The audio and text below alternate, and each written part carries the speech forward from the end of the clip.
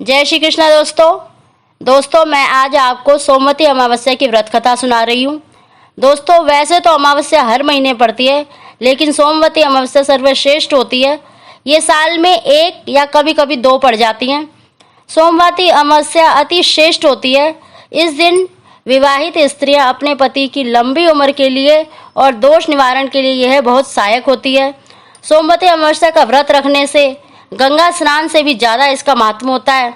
इस दिन सूर्य देवता को अर्घ्य देना चाहिए, इससे गरीबी और दरिद्रता दूर हो जाती है। और इस दिन तुलसी की 108 परिक्रमा जरूर लगानी चाहिए। और जो पूजन सामग्री है वो बताने से पहले फ्रेंड जो पहली बार मेरी वीडियो को सुन रहे हैं, प्लीज़ मेरे चैनल को सब्सक्राइब करें और बेल आइकन को ज़रूर दबाएं। तो दोस्तों इसमें जो पूजन सामग्री है वो कुछ इस प्रकार है: पुष्प, फूलमाला, अक्षत, धूप, दीपक घी से तैयार कर लें, चंदन, कलश या लोटा, रोली, प्रसाद, कच्चा सूत और सिंदूर। सामग्री अर्पित करने के बाद पान का पत्ता, चूड़ी, बिंदी का पत्ता, सुपारी और पीपल की परिक्रमा 108 लगाने के लिए मूंगफली के दाने या कोई टॉफी रख लें। दोस्तों मैं कथा प्रारंभ कर रही हूँ। एक साहूकार था, उसके 7 बेटे और बहुएं और एक बेटी थी। साहूकार के यहाँ एक जोगी भिक्षा मांगने आता था। जब साहूकार की बहुएं जोगी को भिक्षा देती थी तो वो ले लेता था, लेकिन जब उसकी बेटी देती थी तो नहीं लेता था। कहता था, तू अभागिन है, तेरे हाथ से भिक्षा नहीं लूँगा। उसकी यह बात सुन सुनकर बेटी सूख कर कांटा हो गई। एक दिन उसकी माँ ने पूछा कि बेटी, तुझे खाने को इतना अच्छा मिलता है, अच्छा पहनने को मिलता है, फिर भी तू सूख कर कांटा हो रही है। अगर तुझे कोई परेशानी है तो हमें बता। बेटी बोली, माँ हमारे यहाँ जो जोगी बाबा आते हैं वो भाभीयों से तो भिक्षा ले लेते हैं, लेकिन जब भी मैं भिक्षा देती हूँ तो कहते हैं कि तू अभागी है, तेरे हाथ से भिक्षा नहीं लूँगा। दूसरे दिन जोगी बाबा भिक्षा लेने आया तो साहूकारनी ने बोली कि एक तो मेरी बेटी तुझे भिक्षा देती है और ऊपर से तू उसे ही अभागी कहता है। जोगी बाबा बोला कि मैं तो इसके भाग्य में लिखा है वही कहता हूँ। तब साहूकारनी बोली कि जब तुझे इतना पता है तो उसका दूर करने का उपाय भी पता होगा। वह बोला कि उपाय तो है पर बहुत कठिन है। वह बोली कि तू बता, मैं अपनी बेटी के लिए कुछ भी करने को तैयार हूँ। तब जोगी बोला कि 7 समुंदर पार एक शोभा धोबन रहती है, वह सोमवती अमावस्या का व्रत करती है, वो इसे ही सुहाग दे सकती है, अन्यथा जब इसकी शादी होगी तब इसके पति को फेरों में सांप काट लेगा और ये विधवा हो जाएगी। इतना ही सुनना था कि वह उठी और अपने बेटों के पास गई और साथ चलकर शोभा धोबन को ढूंढने के लिए कहा। सबने एक एक कर मना कर दिया तो वह अपनी बेटी को लेकर चल पड़ी शोभा धोबन को ढूंढने। चलते चलते वे समुद्र के किनारे तक आ पहुंची और सोचने लगी कि अब आगे कैसे चले, इतना विशाल समुद्र कैसे पार करें। वहाँ एक बड़ का पेड़ था, वहीं दोनों माँ बेटी बैठ गईं।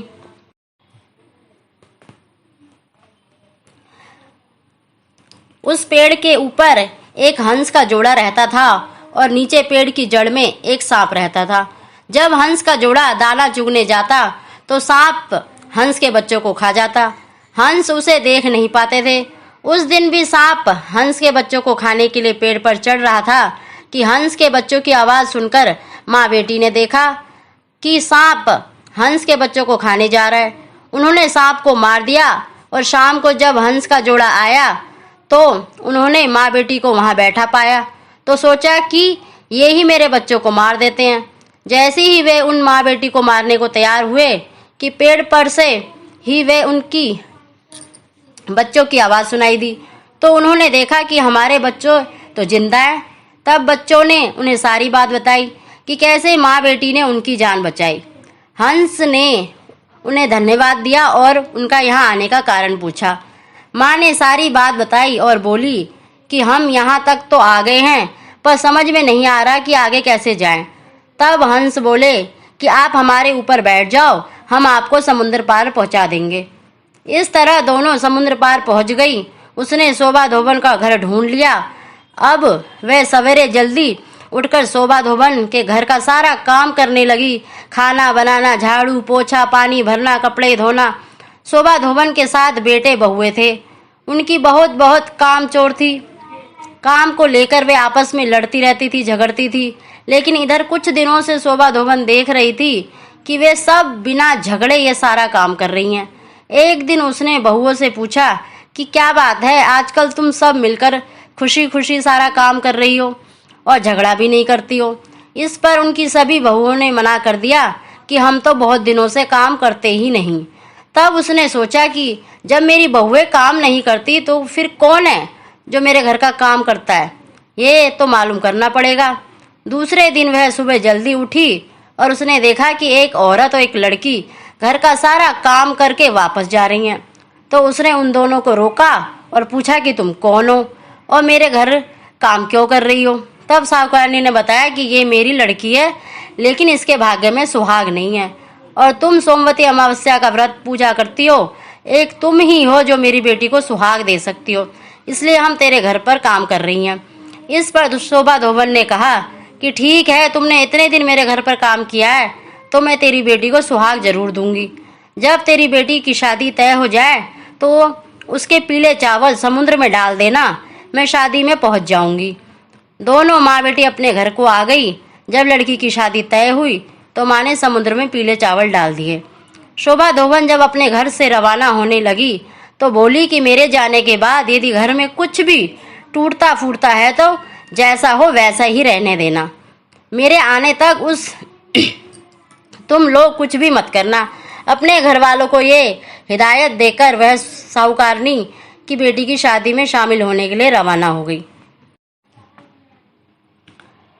जब साहूकार की बेटी के फेरे हो रहे थे तब सांप ने दूल्हे को डस लिया। अब सब रोने धोने लगे। तब लड़की की माँ ने शोभा धोबन से कहा कि आज के दिन के लिए मैंने तेरे यहाँ काम किया था ताकि तू मेरी बेटी का आज सुहाग दे सके। शोभा धोबन ने कहा कि तुम चिंता मत करो। वह उठी, दूल्हे के पास गई और अपनी मांग से सिंदूर लिया, आंख से काजल और छोटी उंगली से मेहंदी ली और दूल्हे के छींटे दिए और बोली कि आज तक मैंने जो सोमवती अमावस्या का जो व्रत किया है उसका फल साहूकार की बेटी को जाना और आगे जो मैं करूं वो मेरी धोबी को मिले। उसके ऐसे कहते ही दूल्हा ठीक हो गया। सब लोग बड़े खुश हो गए। जब बारात विदा हो गई तो शोभा धोबन जाने लगी।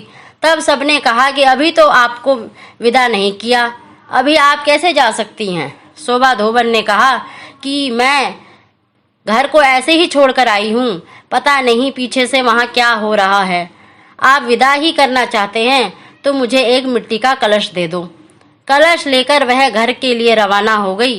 रास्ते में सोमवती अमावस्या आई तो उसने कलश के 108 टुकड़े किए, पीपल की पूजा की और परिक्रमा करके बोली कि भगवान, आज से पहले जो अमावस्या की उसका फल साहूकार की बेटी को दिया, आज से मैंने अमावस्या का उसका फल मेरे पति को देना। फिर कलश के टुकड़ों को गड्ढा खोदकर गाड़ दिया और घर के लिए चल दी। उधर घर पर उसका धोबी मर गया। सब धोबन का इंतजार कर रहे थे क्योंकि वो कहकर गई थी कि मेरे पीछे से तुम लोग कुछ भी मत करना। जब घर पहुंची तो देखा उसका पति मरा पड़ा है और सब लोग रो रहे हैं। उसने कहा कि सब लोग चुप हो जाओ।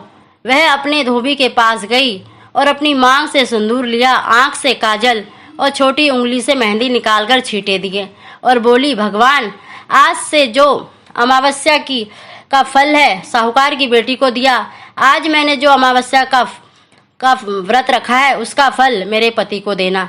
ऐसा कहते ही उसका पति उठ बैठ गया। इतने में एक ब्राह्मण आया और बोला, जजमान, अमावस्या का दान दे दो। धोबन बोली कि मैंने तो पीपल के पेड़ के पास गाड़ दिया है, तुम्हारी दक्षिणा वहां से निकाल लो। ब्राह्मण ने वहां जाकर देखा तो सोने की 108 मोहरें हो गई थी। पूरे गांव में ढिंढोरा पिटवा दिया कि सोमवती अमावस्या का व्रत पूजा करें व दान दें। हे सोमवती माता, जैसे आपने साहूकार की बेटी को सुहाग दिया और धोबी को जीवन दान दिया, वैसे ही सबको देना।